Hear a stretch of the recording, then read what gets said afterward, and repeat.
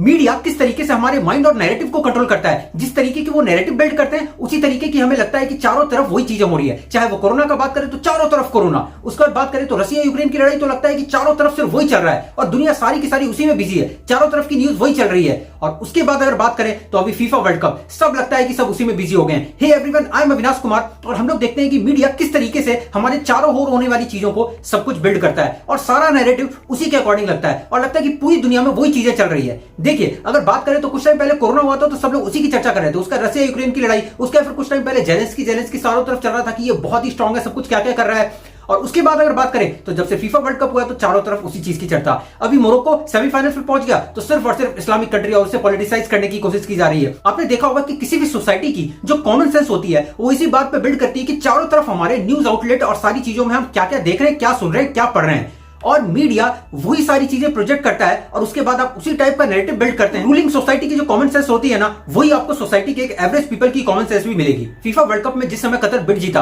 और उसके बाद उसने बहुत सारे रूल्स एंड रेगुलेशन बता दिए क्योंकि वो इस्लामिक कंट्री है। उसका जिस समय वेस्टर्न सारे के सारे लोग आए तो उसके बाद उन्होंने बोला कि हम पूरा ट्रांसजेंडर, एलजीबीटीक्यू, उसके फिर जेंडर न्यूट्रल टर्म्स और ये सारी चीजों का मुद्दा उठाएंगे। लेकिन सबसे इंपॉर्टेंट बात यह है कि फॉलो द रूल्स।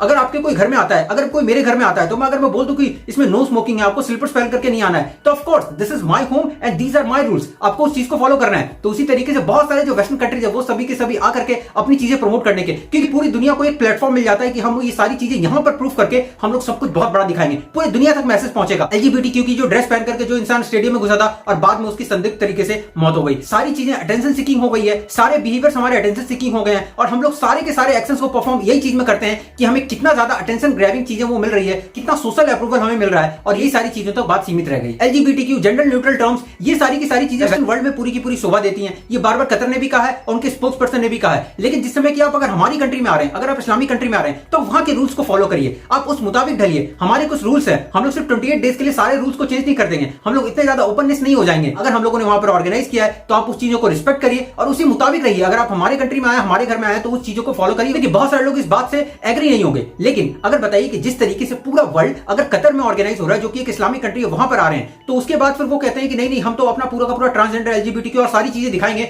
और सब कुछ एकदम सारी चीजें प्रूफ करके रखेंगे, एक रिबन पहनेंगे और उसके बाद फिर सब कुछ ऑल यूनाइटेड की बात करेंगे। लेकिन अगर मैं बताऊं इसी सिचुएशन को फ्लिप कर दिया जाए, अगर कोई अरब कोई वेस्टर्न वर्ल्ड में जाए और उसके बाद बोले कि नहीं I don't want to look like that, we want all the ladies to be covered from top to bottom, तो उसके बाद वो चीजें चलेगी क्या? नहीं, हम लोग जिस सोसाइटी में जा रहे हैं वहां के कुछ रूल्स रेगुलेशंस, वो एक लॉ ऑफ द लैंड होता है, उस चीज को फॉलो करना, उस चीज के मुताबिक ढल जाना, वही चीजें होती है। जिसमें फीफा स्टार्ट हुआ था उस समय सारी चीजें क्या चल रही थी, 7,000 से भी ज्यादा वर्कर्स जो कि इंडिया, पाकिस्तान, नेपाल, बांग्लादेश और यहां सारी कंट्रियों से आए हैं और उसके बाद ये सारे लोगों की कंस्ट्रक्शन बनाते समय हत्या हो गई है। इन्हें इनह्यूमन कंडीशंस में रखा जा रहा है, इनके पास प्रॉपर एकोमोडेशन की व्यवस्था नहीं है, उन्हें रिस्ट्रिक्टिव एकोमोडेशन में रखा गया है, उन्हें प्रॉपर तरीके से वेजेस नहीं दिया जा रहा है और इतने सारे लोग मर गए। और वर्कर्स का सबसे बड़ा मुद्दा उठाया, अलग अलग एमनेस्टी इंटरनेशनल या फिर तो डिफरेंट फोरम्स ने उठाया, लेकिन इसका क्या हुआ? कुछ भी नहीं। मीडिया सिर्फ उसी चीजों के पीछे भागती है जो कि सामने से दिखाई जाती है। हम कुछ टाइम के बाद सारी चीजों को भूल जाते हैं, ये नैरेटिव बिल्ड हो जाता है कि हम पुरानी चीजों को भूल गए और नई चीजें आ गई है। लाइमलाइट में इतनी सारी चीजें आ जाती है कि हमें लगता है कि सारी चीजें बस यही है, पुरानी चीजों का जमाना खत्म हो गया, अब हमें कोरोना से कुछ लेना देना नहीं है, अब हमें यूक्रेन और रशिया वॉर से नहीं लेना देना है क्योंकि अब वो पुरानी न्यूज हो गई, अब तो ये रोज का ही काम हो गया है। अब हमें क्या चीजें, कुछ नई चीज चाहिए। हमारा दिमाग एक नए लेवल की डिमांड कर रहा है। मीडिया चीजों को इतना ज्यादा कंट्रोल करने लग गया है कि हमें लगता है कि सारी चीजें वही है, जो वो दिखाते हैं वही सच है और जो वो नहीं दिखाते इसका मतलब वो एग्जिस्ट ही नहीं करता।